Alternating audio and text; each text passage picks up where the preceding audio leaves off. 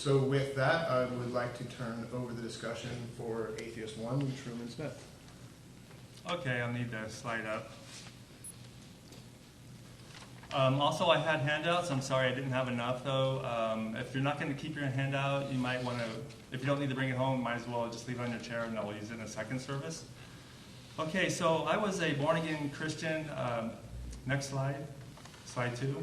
I was a born-again Christian for over 25 years. I left primarily for 2 scientific reasons: biological evolution and neurology. And, you know, if you say, well, I know God exists because I just feel him in my heart, I have a personal relationship with Jesus, I was also there, and now I see it as a delusion, just to, to share you from my perspective. Next page. So what does an atheist think? I just want to be clear here. This is not to mock anybody's beliefs, but this is how it really is in my mind. In my mind, God doesn't exist just like, God does not exist in heaven. Jesus is not in heaven, just like Santa Claus is not at the North Pole. To me, they're both imaginary characters.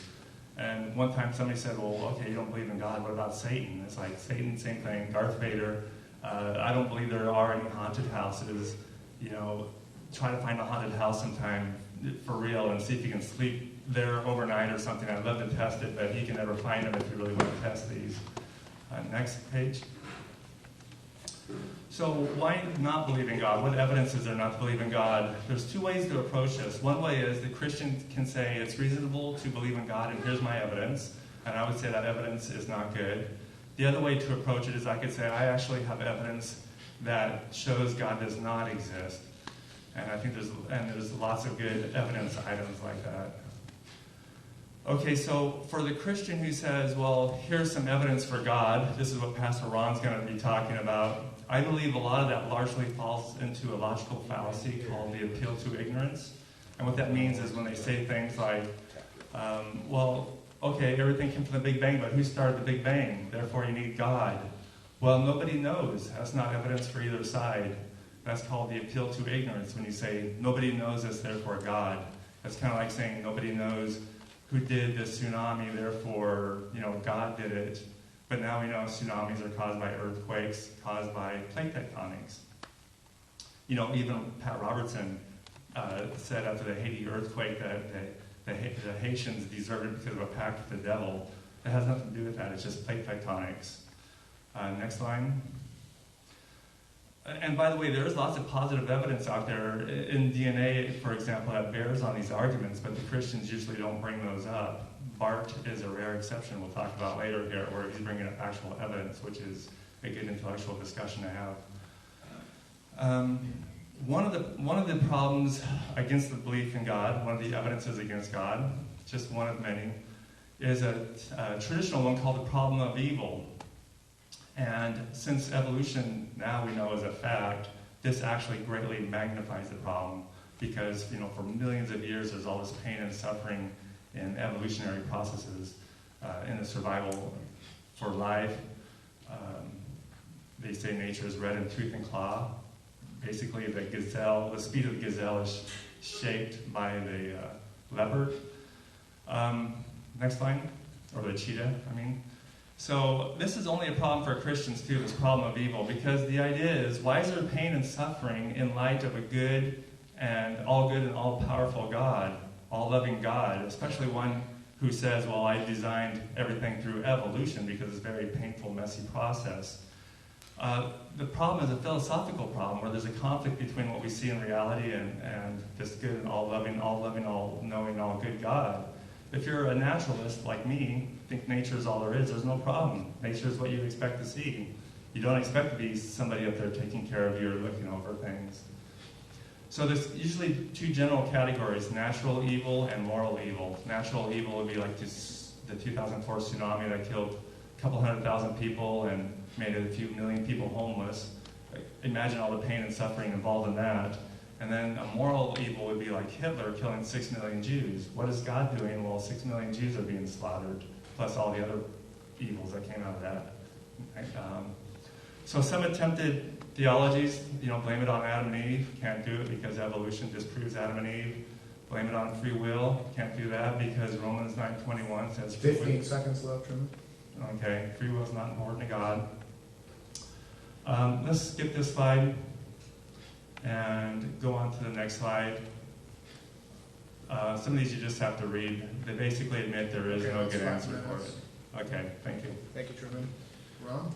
One reason I believe God exists is because it makes more sense for me to believe in a creator, designer, than to believe the universe evolved by chance over billions of years.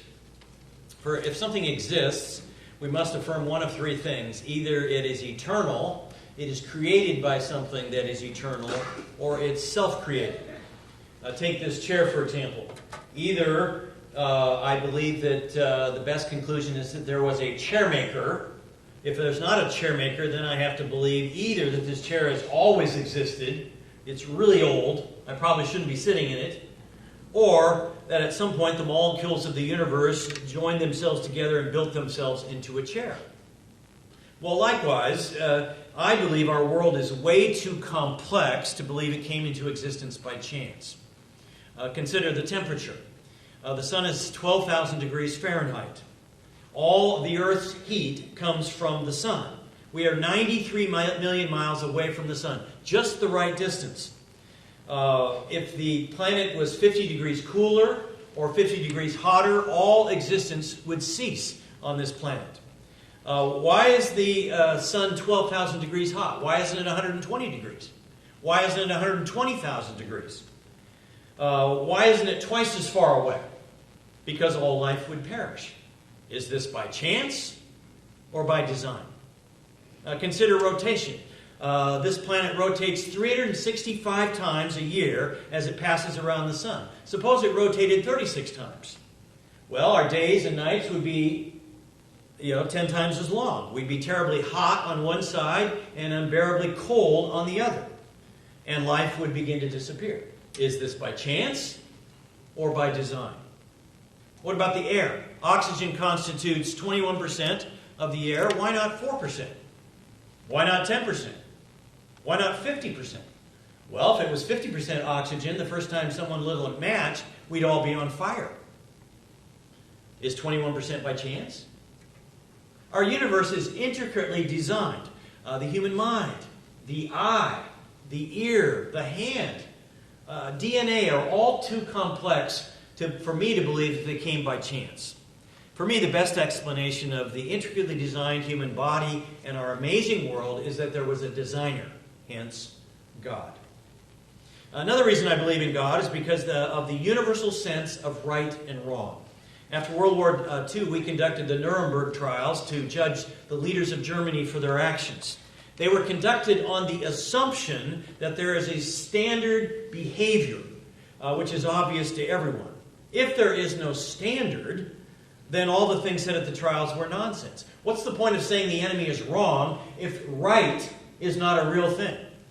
How can we blame Syria for using weapons of mass destruction if there is no universal standard of right and wrong? Suppose you hear a cry for someone in danger. You will probably feel two things. One, a desire to help. The other, a desire to stay away and keep yourself safe. But in addition to those two desires, you will feel something else, another impulse that says, even though you would probably rather stay away, keep yourself safe, you ought to help this person. This is that universal sense of right and wrong. Now, if there's a God who established right and wrong based on his nature and planted it in our hearts, it all makes perfect sense. But if there is no God and we all evolve from random molecules, how do you account for morality? Darwinism doesn't answer why there's morality. Atheists will say morality is disguised selfishness. Why does the mom jump into a car to save her little boy? She's saving her genes. Why is a businessman kind to a patron? To get his business. It's the survival of the fittest. But why do I give up my seat on the Max to an 85-year-old woman? So I can get her seat next week? Why should I do anything for anybody if they're all just a random combination of molecules? They have no ultimate meaning. This innate sense of right and wrong suggests to me that there is a God to whom we must give an account. I'm done. You're done 30 seconds early. Good job. Make my job easy. All right, so the next speech here will be a 2-minute response from either one of you two. So who will take it? Okay. So Truman, you suggest the Holocaust and the tsunami in 2004 would suggest that either God is not good to allow something that horrible to happen, or he's not all-powerful, or he would have prevented it, or God doesn't exist at all. I believe God does exist, and he's all good, and he's all-powerful. He could protect us from all evil, but in his wisdom, he has chosen not to. God wants to have a relationship with us. He loves us. He wants us to love him in return. But God knows you can't force love. And the only way you can have love is if you give a person freedom. And I believe that 95% of evil that we see today in the world is the result of human freedom. Poor choices, wars, holocausts. You can't blame those things on God. Rape, murders, burglaries, gang shootings. We can't blame those things on God. I mean, even earthquakes, hurricanes, tsunamis, and volcanoes. People have to take some credit for choosing to live on fault lines, next to volcanoes, living on beaches, or living at low sea level where they're likely to be flooded, or living in shoddy housing so an earthquake happens and the structures collapse and everyone dies. Maybe the person's not wrong. Maybe it's the builder who put up the shoddy construction. But humans have to take some responsibility. God cannot give freedom of choice and withhold it at the same time. So 95% is due to evil choices of human freedom. The other 5%, I just believe God, in his wisdom, allows evil to happen, knowing that it will maybe cause us to want to choose him. If everything's perfect in our world, we have no problems, why would we ever turn to God? And without evil happening in the world, how would we ever build up character qualities like endurance, courage, self-sacrifice, and compassion? Okay, so response from one of you two? Okay, you want to share it or just... Okay. So he said don't blame God for tsunamis. I'm not blaming God for tsunamis. Again, the problem of evil is a conflict between God's nature, all good and all powerful, all loving, versus what we observe. And you said, it sounded like you're saying your primary response was because of free will. Like I said, in Romans, that's disqualified. That's not a biblical answer. It says God can make, he's a potter, he can make a pot for any vessel he wants to. He doesn't value free will. So to say free will, it's a non-biblical answer. It's against the Bible. And furthermore, that has nothing to do with, that's a moral answer. It has nothing to do with the natural evils, such as tsunamis. Let's see what else here. Okay, go ahead. I think one other point, I very much agree with you on people taking responsibility for their lives and their choices. That's one of the reasons why I really like you as a person. I do believe you need to take that one step further, and there is a moral compass that does not necessarily have to come from God. You can start with empathy, you can start liking your family and your neighbors and your friends. That's a very good moral compass. I don't think you need a God for that. And the one point where I strongly disagree, if talking about bad things happening, yes, people build their houses on fault lines, and that might be a stupid decision. A little kid that is subject to a child rape, for example, did not make that choice. It did not make a good or a bad choice or anything, and quite honestly, it makes me mad, emotionally very mad, to think that there is an all-powerful God out there that sees that and does nothing. He just lets it happen. Well, I would admit that it is tough to see so many horrible things happen, and you're left wondering, what's God doing? You said that, Truman. But again, I would contend that God, in his wisdom, knows that we have to have freedom if we're going to actually love him and respond to him. And that was the price worth paying, allowing there to be evil.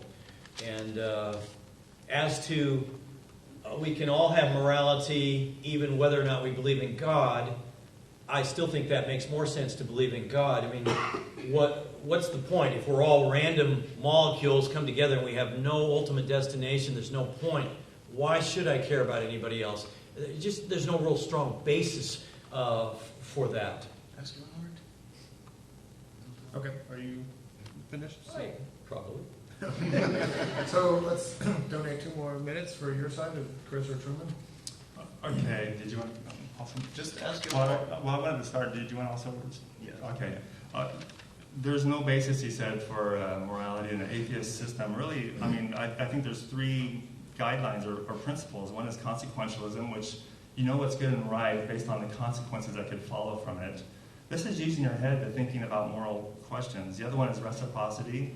I'll be good to you so you can be good to me, and this makes a better world, more pleasurable. The other one's individual rights, giving people the right to do what they want as long as they don't hurt anybody else. These are philosophical moral principles. To say, well, morals really come from God, and I find it for the Bible, God said it, therefore it is. You don't think at all. It's just written for you. That's not a good way of thinking. I mean, it's not a mature way of thinking. So there is a substantial foundation, and those three things I mentioned. And that's an interesting point to connect there. If you do follow your heart, reciprocity, trying to make a better world, you define the purpose of your life. You yourself. It's back to you have that responsibility.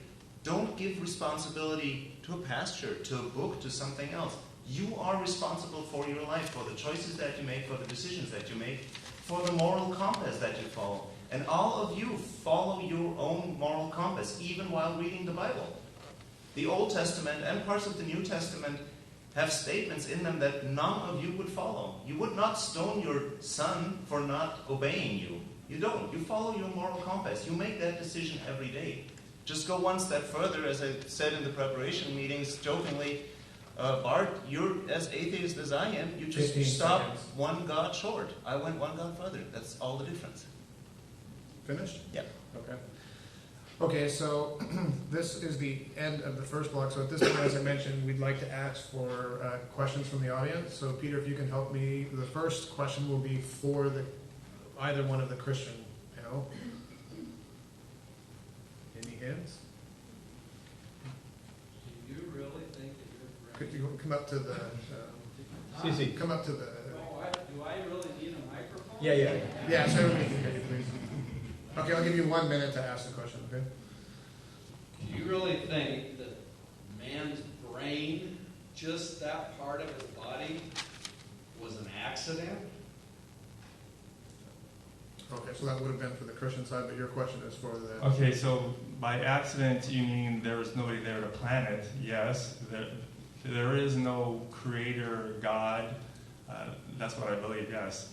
If you look at brains, if you look across all the different animal species, you can see how the brain is more complex and they do more complex things based on their brain.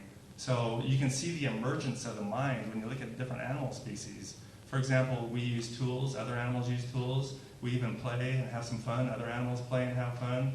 We have a language. Animals have rudimentary languages. We can see so much that makes perfectly sense that we arose just like any other animal. And that was an accident.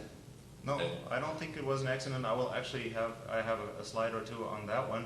I think what we do share with you is that we're very amazed about the complexity that has evolved, and it took quite a long time to get to that point. But there's definite rules how evolution took place and how something as complex as the human brain, including self-consciousness, has evolved. It's not an How much accident. time do I have? Okay, yeah, but it went a little off course there, but that's okay, we're still within the 2 minutes. So can we get a question towards the Christian side? Okay, come up to the microphone, please. This is for either one. This is for either one. Where do you think evil comes from? Rob, can we get an answer from the Christian side first?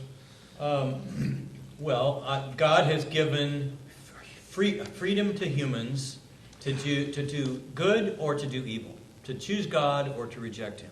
And so evil comes from our choice to do evil. God also gave the angels freedom. And we are told that 1/3 of the angels chose to disobey God and depart from heaven. And so evil comes from them as well. Sure, Now, yeah. where do you think evil comes from? Just to give a quick definition, let's say, for example, first there's good and bad. If you went out here and told you won $1 million, we'd all say, well, you have a good day today. If you went out there and got killed in a car accident, we would say you had a bad day today. I like how Christopher Hitchens says evil is Evil is going overboard with bad. For example, if you mug somebody and take their money, that's bad. But if you stab them 100 times, kick them in the face, and then throw their body around and run them over with the car, that's evil. That's going the extra mile. So by evil, that's what I meant. Is where it's just incredible.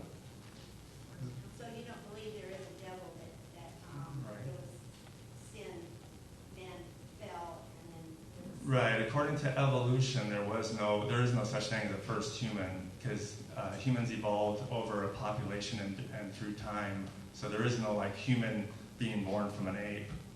So if people evolved and were good to start with, why aren't they good now? 15 seconds left on this block. Well, I wouldn't say they were good to begin with. Nature is nature. You can observe animals in the nature being good to each other and also being mean to each other.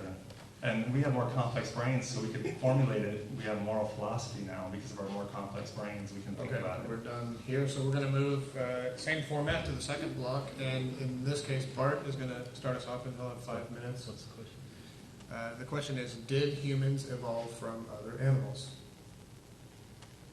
So, Bart? Next slide. Next slide, please. All right, evolution is descent with modification from a common ancestor. The modifications are random changes of DNA and natural selection of better mutants. From this, it is claimed man evolved over billions of years. There are 2 types of evolution. Microevolution is small changes within kind, such as dog breeds. Macroevolution, or evolution, is the belief that one species can give rise to a different species and has no evidence. There are 2 types of theories or beliefs. There are scientific beliefs, which are testable and have evidence. You can do a test or experiment to demonstrate that the Lipitor you take lowers your blood cholesterol. Non-scientific or faith-based beliefs also can be true but are not testable and have no observable evidence. This includes historical information. You cannot do a test or experiment to show that General Grant won many battles in the Civil War, but we believe it based on faith that the written documents are true, just as we believe that the Bible is true based on its written documentation. Evolution is not a science because its claim of changes occurring over billions of years is by nature not testable, and there is no evidence that evolution has produced different species which are unable to mate with each other or are more complex, such as having more body parts. It is claimed that you can test evolution by making predictions about what is found in nature, but this is not enough to be science. For example, I can test the theory that life could spontaneously generate in a few weeks, since it would predict maggots to appear on dead meat within a few weeks. I can test the theory that the sun revolves around the earth, since it would predict the sun to rise in the east and set in the west. I can test the theory of evolution, since it would predict different transitional fossils of varying age and DNA similarities. And I can test the theory that Martians mated with Earthlings every 1,000 years, since it would also predict different transitional fossils of varying age and DNA similarities. Any nonsense theory can predict an outcome. Real scientific evidence is showing the outcome was caused by the theory. Evolutionists simply cite outcomes such as fossil and DNA similarity, but they fail to show evolution as its cause. They argue evolution is the most plausible answer. But what makes an answer plausible? Answer, its prior experience. You see a destroyed trailer park in Oklahoma. There are no witnesses. Was it caused by a firecracker or a tornado?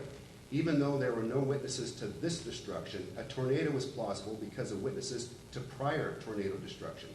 A firecracker isn't plausible because no one has ever seen firecrackers cause destruction to this degree.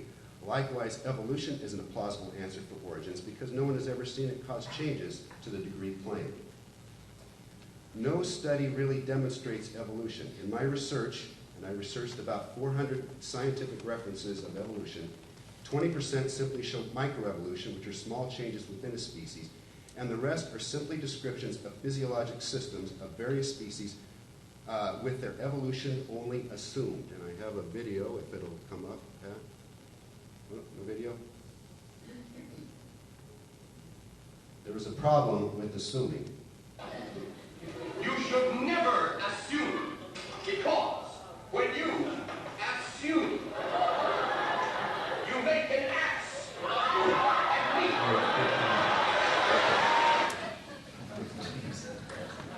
All right. So next is evolution is impossible because life depends on molecules to interact with each other. An example of intermolecular fit is insulin function. It's a hormone protein that binds to an alpha receptor, which attaches to a beta receptor, which must be properly oriented within the cell wall. So is it possible for the insulin alpha receptor to evolve to fit both insulin and its beta receptor? The DNA gene for the alpha receptor is 2193 nucleotides long. It consists of 4 nucleotides arranged in a specific pattern analogous to a computer code. Evolutionists believe there was an ancestral receptor, but if that receptor just needed to change its 5 amino acids to fit both insulin and the other receptor, the odds this could happen could be calculated by counting for the 4 nucleotides and the gene size, and you get 1 chance in 5 times 10 to the 19th. So, since mutations are random and molecules need to fit each other, and since DNA codes for molecules can be hundreds of nucleotides long, it is statistically impossible to mutate the proper DNA sequences to 15 obtain seconds. functioning, fitting molecules. Evolution is a faith-based, not science or evidence-based theory. Atheism's superiority claim over Christianity is science. But since atheist science is pseudoscience, this claim is void. Okay, we're moving on to Chris at this point. There you go. Did humans evolve from other animals? That is very courageously questioning an accepted theory. Evolution, as a definition, is the change in inherited characteristics, so inheritance comes in there, of biological populations. And that's an important point. We're talking about a gene pool over successive generations, and there is proof even for macroevolution. But it took E. coli bacteria about 30,000 generations to actually show that evolution. Next slide. Evolution is a fact. The National Academy of Science Institute of Medicine in 2008 said specifically, biologists agree that descent with modification, aka evolution, is one of the most reliably established facts in science. So life on Earth, all life on Earth, started a good 3.8 billion years ago from a universal ancestor or a couple of them, but mostly it is believed that is one organism actually, or organism-like creature. It wouldn't even fit today's definition of an organism. And repeated speciation and divergence of life, all the complexity that we see nowadays, are basically can be inferred from all the sets of biochemical, morphological traits that we see evolved over that time. Probabilities, Ron said very much in the beginning, just seeing all the complexity out there makes me believe in a God. I wonder at the complexity also. I admire it. I think our world is fantastic that we live in. If you just look at what different types of cabbages you can basically, through artificial selection in that case, or different dog types, Bart had that as an example, over just a couple of 100 generations, we're not talking thousands of generations, the complexity that we can create already with this very small little playing field, if you give a world a couple of billion years to evolve, you will see that complexity, and that's exactly what we experience in biological life. What you also see, and that's a little answer to Bart's posture that he says it's so highly unlikely, it's so highly improbable. I would say yes, it's highly unlikely that we specifically live in the Goldilocks zone where exactly the temperatures are between boiling water and freezing water. That was sheer luck. That the life started on this planet, that really was luck. If you take the number of planets, there's about a billion inhabitable planets in this universe. We were just lucky to be on this one where it is. There's a lot of them out there that simply are not in that zone. We were just the lucky ones. That, yes. About evolution and about specific traits, specific, for example, receptor peptides evolving specifically for insulin, for example, if you take the mere size of that gene pool that you're modifying, and looking at the presentation that Bart made, I asked myself, okay, how big is one of those pools? And I started investigating how many insects live out there on this world right now, right this moment. And the figure that I came across in 3-4 studies, exponentially, is also 10 to the power of 19, which means your probabilities are 1. It's pretty darn sure that it's going to happen and that it's going to fit. Next slide, please. Evidence, Bart says evolution is not science. It's not scientific. We're not talking about common sense. We're talking about science, and there is a difference. Without trying to sound nerdy or so, but common sense tells us that the Earth is flat, it's sitting still. I don't feel any motion. Any of you feel any motion? We should be sitting still. We're not going around the sun. That's common sense. Once you start to infer from other observations that are not directly experienceable, you realize that no, we are moving. There's a reason that we don't feel that motion, because the atmosphere moves with us and the gravity keeps us pulling downwards, but we are moving around the sun. Although, interestingly enough, nobody has watched that yet. Even our astronauts that are out there, they can't really watch that because it's a process that takes about a year to get around it. There's a lot more scientific discoveries that are unobservable. I assume, Bart, even in your med school times, you never saw a germ head-on. You used some microscope or other device, so some indirect measurement, some inference there. Atoms, electrons, all of us using cell phones are using scientific discoveries that weren't made with direct observation, but through inference. Next slide. The scientific method, you're criticizing evolution for not being scientific. Well, we make observations. You see complexity of life in humans and in chimps, for example. And you say, hey, if evolution was the cause for that, if natural selection after 15 seconds. modifications brought to that, then, next slide please, then we should actually find, one more, we should find something that was between chimps and humans, leading to a common ancestor that we had in the past. And we actually did find those. That prediction was made 130 years ago, and we did find in the meantime those transitional pieces between chimp-like, more human-like, and actually a common ancestor that we share with apes. We didn't evolve from them, we share that. Thanks. Let's move on. So the next point is a response from the atheist panel towards Bart's presentation. Do you want to add some to my response that I already made? Okay. Well, response to Bart. Okay. So Bart said history and the Bible are not science. Well, I would argue with that. There is a lot of scientific thinking that goes into that, reasoning. For example, in the Bible, you hear about this is what the original manuscript has. Turns out there is no original manuscript.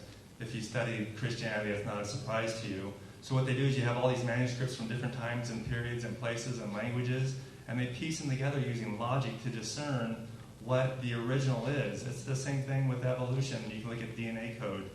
So there is a science to history, Bible. There is a deductive or logical reasoning that's very important.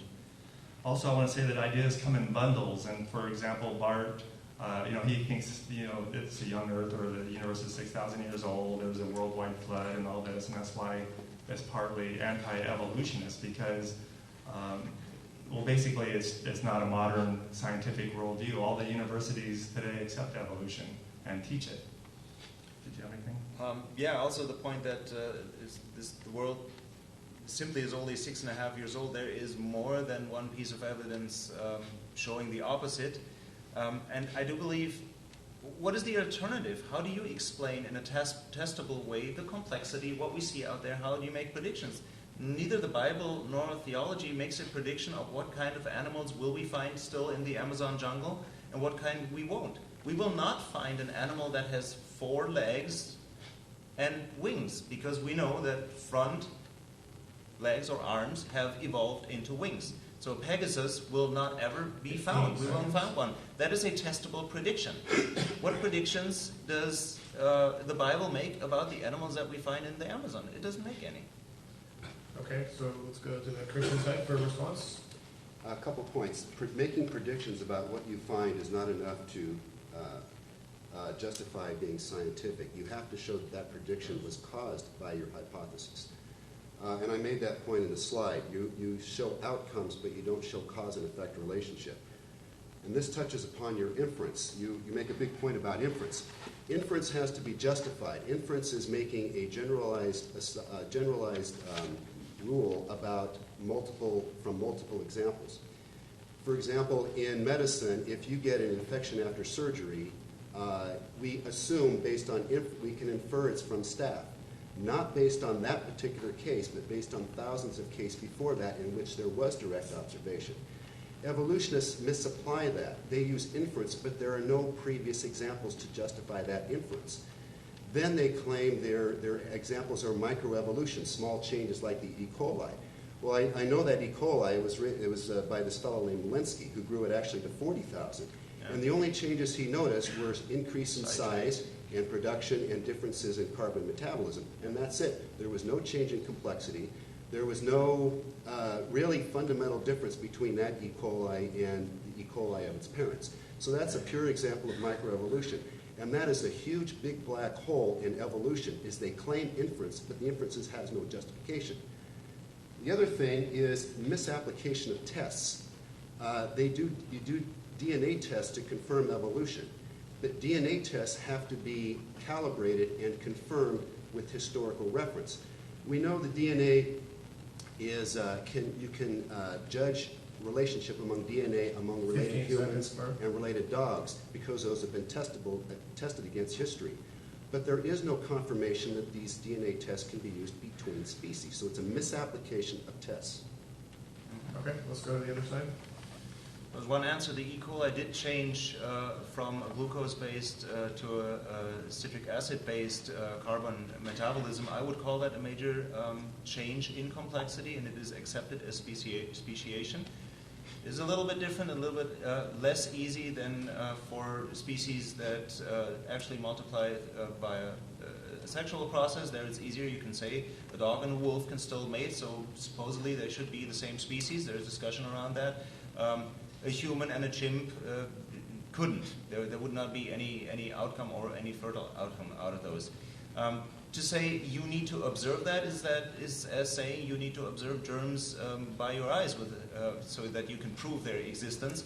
That is inference. That is part of it, and the processes of inference that are used, and you make the example of DNA comparisons, those have been relied upon. We're currently adding a good 40,000 DNA discoveries a week to the database that we have, comparing the morphology, the phenotype, to what we find as a genotype coded in that genetic code of those animals. And not a single one of them is outside the phylogenetic tree that I showed on one of the slides. Not a single one of them shows that a bird all of a sudden is a salamander, or that a mammal all of a sudden is a fish. They all fall in it, and that's one of the predictions. And it has so far been tested millions of times without one simple falsification. For me, that is as much proof as millions of infections that happen just every single time that you cough on an open wound. Okay. You get 15 seconds. Yeah, as far as cause and effect, an excellent example in evolution in DNA is pseudogenes, where, for example, us and chimps have shared busted genes, but the common ancestor doesn't. And you can see this, how they accumulate through ancestry, so it's really pretty obvious. Okay, we're at 2 minutes there. So we get one last response from the Christian side of the panel. Yeah, I know about all their examples. The pseudogenes, the way that's determined, they're genes that look similar to functioning genes in other animals. And the way they determine that, they just get lists of DNA from databases and see where they line up. And there's no demonstration that one evolved from the other. It's just assumed. You see different pieces of DNA that vary among creatures, but there's no demonstration that it's possible for one to evolve from the other by random changes, and there's no ancestral relationship. So again, you're assuming that since there's similarity, then it was due to evolution. But evolution has 3 factors. There's descent, modification, and common ancestry, and there's no demonstration of any of those 3 points. The other thing about the fossil, you talked about how DNA correlates with the phylogenetic tree. All that demonstrates is that DNA, the structure of DNA, correlates with how a creature looks, which is what we know by science. It says nothing. It has nothing to do with its origin. A real scientific, objective science says that DNA correlates with how it looks. It says nothing about its origin. Again, to show evolution, you can't infer it because there's no demonstrations that it can be derived through random mutation, natural selection. You gave the example of E. coli changing to its new, it's actually citrate as opposed to glucose. Now, that is not a change. Now, the problem, and then you gave the wolf-dog example. The problem is nomenclature and these artificial divisions. Notice 15 I didn't seconds. say that you can get different species. I said you couldn't get different species that could not mate with each other and have different complexity. That E. coli was not more complex. It was a change of one enzyme. It was not more enzymes. Okay, so that concludes the second block. We're going to move once again into the question and answer. And so for question 3, I'd like to ask Peter to pick, and again, this is a question for the Christian side of the panel, so a question towards Ron or Bart. Okay, will you go up to the, oh, I think we've got somebody at the microphone. Well, it's kind of for both sides. I think you have to have faith. I've heard this before, not have faith. And I think it would be more honest to call yourself agnostic, because really you can't prove it or disprove it. You can't. Same on the Christian side, you can't really prove it just because it's faith. You got to believe it. You can't prove atheism. I think it would be more honest to be an agnostic. Oh, okay. So we'll leave this question for the atheist side, and we'll have another question following for the Christian side. Okay, yeah.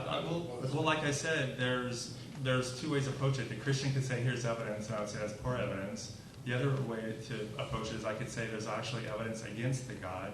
Then you have to talk about what kind of God is it. There's a philosopher's God, there's Zeus, there's Jesus, there's the God of the Bible. You know, there's all kinds of different gods, and I believe there is evidence to disprove the God. So once you define God, for example, you say God's all good and all loving, then I could bring up some arguments to show that that's not true.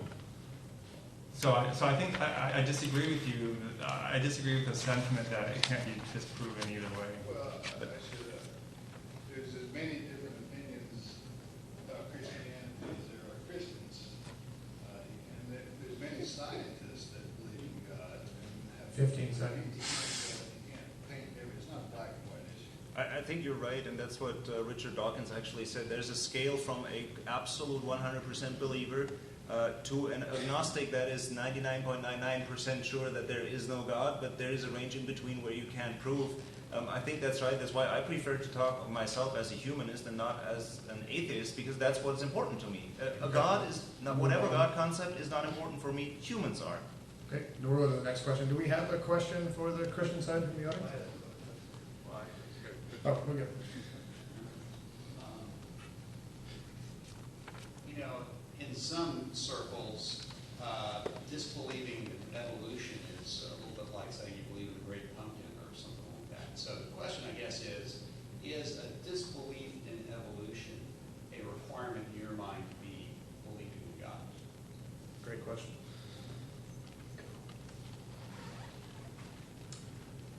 Disbelieving a requirement to believe in God. So the converse is that if you believe in evolution, there is no God. I'm asking you. So Okay, I'm just rephrasing the question. If there were evolution, is there God? No, I agree with you. If there were evolution, there could be no God, because God isn't required to create things. The Bible says God created everything. And now some people believe in both. Some people believe God used evolution to create God. There was God that created some simple cell, and then through evolution, it became everything, all other living creatures. I don't believe that's possible. Now, for me, that's a moot point. For me, evolution is, I'm pretty convinced it's a pseudoscience, and it's just with the new science we know about how cells work and DNA, it's a pretty absurd theory that should go away, like the sun. We used to believe the sun revolved around the earth. Okay, So it's a moot point for me. Stop there. Okay, so that concludes the entirety of the presentation. We'll turn it back over to Ron. All right. Well, thank you guys. Thanks, Bart. Thanks, Truman. Thanks, Chris. John? And Amy.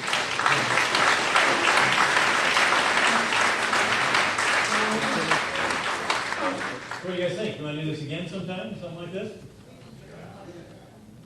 I have a question. Whoa, we're out of time, Jeanette. I'm wondering if they think they're going to live after, where do they go after they die? All right. Same place you came from. Okay, did you ever know, I think that I will go be with Jesus because Jesus is